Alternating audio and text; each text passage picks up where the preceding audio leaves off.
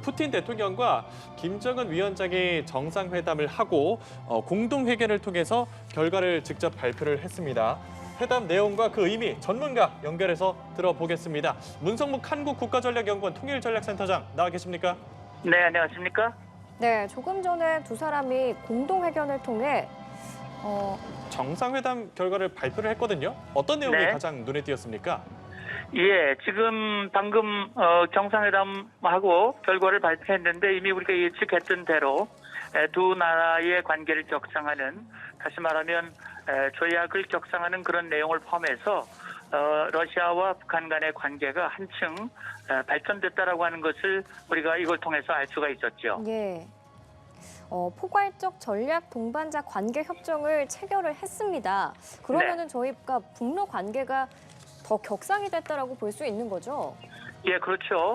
이제 사실은 작년 9월, 물론 4년 전에 김정은이 푸틴을 만난 적이 있었지만 그때는 답방이 없었고, 작년 9월 보스토치니에서 만난 이후 이제 거의 한 9개월여 만에 이번에 만났고, 사실 러시아를 지지하고 지원하는 몇 안 되는 나라 중에 북한이고, 북한 맹목적으로 러시아를 지지했고, 푸틴이 가장 필요로 하는 호탄과 군수 지원을 지금 하고 있는 상황이기 때문에 이번 답방 기회를 통해서 러시아와 북한 간의 관계를 제도적으로, 법률적으로 격상을 하는데, 우리가 예상했던 대로 지금 푸틴이 승인한 대로 설린 우호 관계로부터 두 단계나 격상한 포괄적, 전략적 동반자 관계로 격상이 됐기 때문에 사실 제도적으로, 법률적으로 한층 이 관계가 발전됐다 이렇게 평가할 수 있습니다.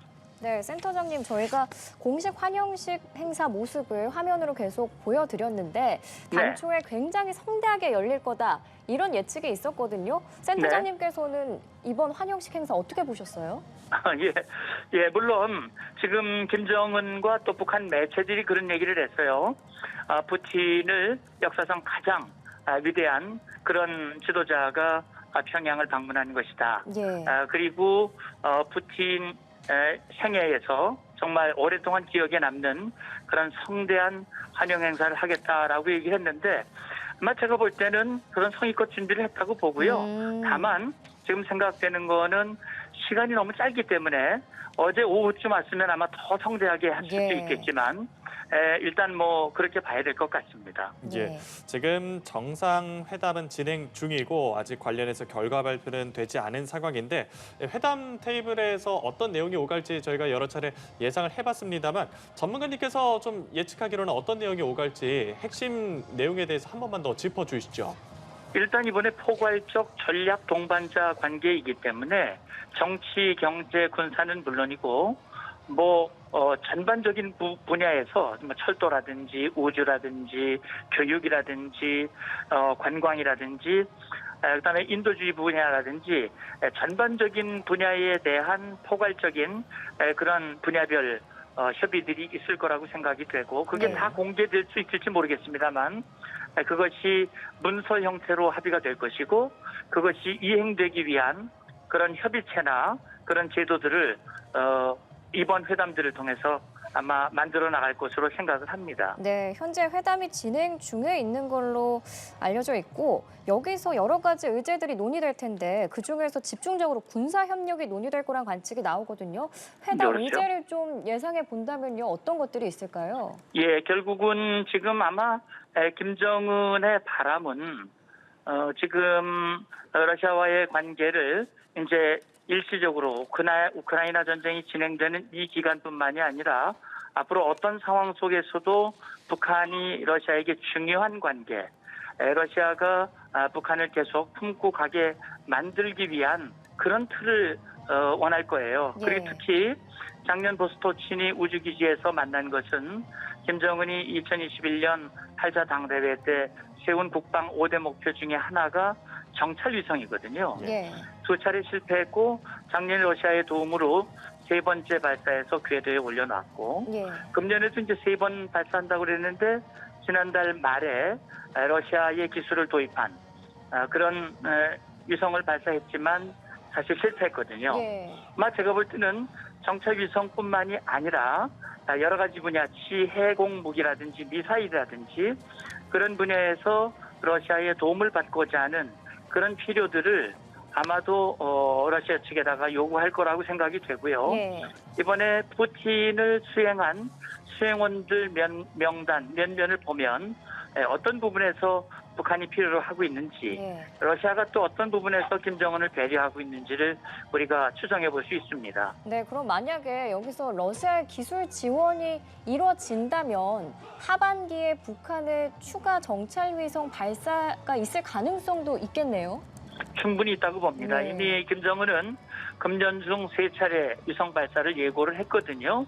그리고 이제 1차 발사 2분 만에 실패를 했습니다만 예. 지금 계속 엔진 시험이 이어지고 있는 걸로 알고 있습니다. 그렇기 때문에 적어도 하반기 이른 시기에 발사를 하려고 할 것이고 예. 계획했던 그런 발사를 이어갈 것입니다. 아마 김정은은 본인의 눈, 다시 말하면 핵미사일 역량의 가장 핵심 그 힘이 바로 정찰 능력이기 때문에 예. 그 분야에서 이 푸틴의 도움을 절실하게 요구할 것이고 푸틴도 공개적으로 그런 지원, 지지 의사를 밝혔기 때문에 예. 아마 일정 부분 그런 부분은 진전이 있을 걸로 볼 수 있습니다. 예. 네. 또 비공식 단독 정상회담도 예정이 돼 있거든요. 여기에서는 네. 어떤 논의가 오갈까요? 예, 결국은 지금 저는 푸틴과 김정은의 만남은 사실은 국제사회에서 가장 불법을 저지르고 가장 많은 제재를 받는 그런 어떤 불법 브로맨스거든요. 예. 저는 이번에 푸틴이 새벽녘에 들어와가지고 하루도 있질 못하고 가게 되는데 예. 사실은 김정은의 필요를 생각하면 좀 더 긴 시간 많은 그런 모습을 보여주고 싶지만 예. 아마도 국제사회와 대한민국을 의식한 그런 행보의 일환이라고도 보는데 아마 1대1 비공개 만남을 통해서 논의되는 거는 아마 공개되지는 않을 거라고 생각이 됩니다. 대부분이 유엔 안보리가 제재하고 있는 대상들이거든요. 그러니까 푸틴이 원하는 포탄이라든지 미사일이라든지 계속해서 우크라이나 전쟁에 필요한 군수 지원 이런 문제와 함께 김정은이 필요로 하는 각종 미사일 관련 기술, 위성 관련 기술, 그리고 유류라든지 또 북한 근로자의 파견 문제, 여러 가지 그런 군사, 경제적 필요 이런 것들이 서로 논의되고 주고받을 거라고 생각이 됩니다. 네, 크렘린궁이 앞서서 이 비공식 회담에서 가장 중요하고 민감한 문제를 논의할 거다라고 밝혔는데 그럼 지금 센터장님이 말씀하신 부분이 바로 그 가장 민감한 문제라고 저희가 볼 수 있겠죠? 일단 그렇게 봐야 될 겁니다. 네. 이번에 푸틴의 방북에 대해서 미국 국무부는 불법이라고 규정을 했고요. 북한과 러시아 간의 불법 거래, 특히 군사 밀착, 유엔 안보리 결의 위반 행위에 대해서 철저하게 가려내고 거기에 대한 대가를 지불하도록 하겠다라고 얘기를 하고 있거든요. 예.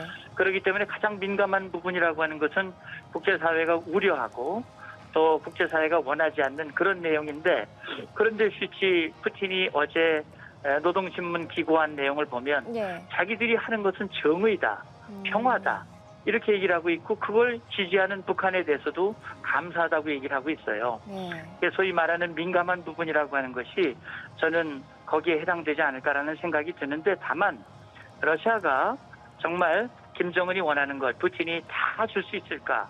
신기술이나 이런 것들을 다 주기는 아마 어려울 것이다. 저는 그렇게 봅니다. 예, 저희가 다시 한번 짚어보면 러시아가 이번 푸틴 대통령 방북을 계기로 북한과 포괄적 전략 동반자 관계 협정을 체결할 예정이잖아요. 여기서 포괄적이란 단어가 포함이 됐습니다. 그러면은 북러 관계 격상에 가지는 의미에 대해서 한 번 더 짚어볼게요. 네, 결국은 이제 작년 9월 이후 북러 간의 긴밀한 그런 소통과 협력이 이제 법률적 제도적으로 이제 확인이 됐고 그걸 기초로 해서 앞으로 좀 더 긴 시간, 좀 더 넓은 범위에서 관계를 발전시켜 나갈 수 있는 그런 토대, 특히 김정은이 푸틴에게 간절히 원하는 그런 부분들 이번에 푸틴이 채워줬다고 생각이 되는데 예. 사실은 뭐 국가 간의 관계나 외교나 국제 질서라고 하는 것이 그 정도 있는 것이 아니고 더 변화무쌍한 것이기 때문에 북러의 이런 불법 브로맨스가 앞으로 얼마나 과연 지속될 수 있을지에 대해서는 좀 더 지켜봐야 된다고 생각합니다. 예, 양국 간의 관계는 조금 더 가까워질 걸로 예상이 되는데 그럼 뭐 미국이나 중국, 우리나라 등 주변 국가의 관계는 좀 어떻게 러시아와 주변 국가의 관계 어떻게 변할 거라 보십니까? 네, 일단 상당히 좀 복잡한 것 같아요. 예,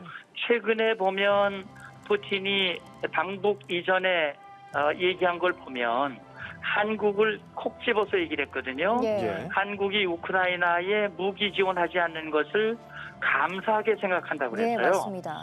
그리고 러시아 측의 주요 인사들이 한국이 러시아와의 관계 개선을 염두에 두고 있다.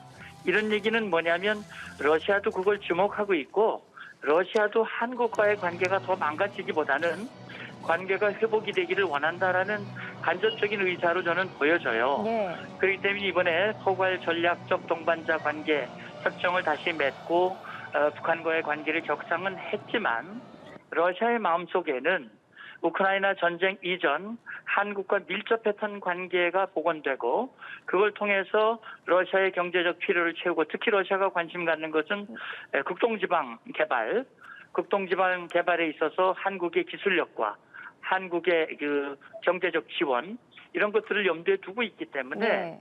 러시아는 아마 그런 걸 푸틴도 염두에 두고 있다고 생각이 되고요. 네. 아마 중국도 지금 보면 러시아와 북한 간의 이 밀착하는 모습에 대해서 좀 불편한 입장이거든요. 네.